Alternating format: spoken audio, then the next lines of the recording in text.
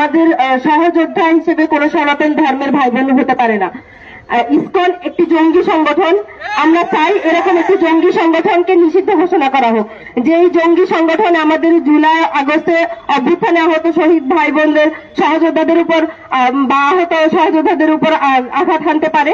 এরকম কোন জঙ্গি সংগঠন আমাদের দেশে কেন থাকবে? এরকম কোন জঙ্গি সংগঠন যেন আমাদের দেশে না থাকে। আমরা মুসলিম, হিন্দু, বৌদ্ধ, খ্রিস্টান সকলে ভাই ভাই।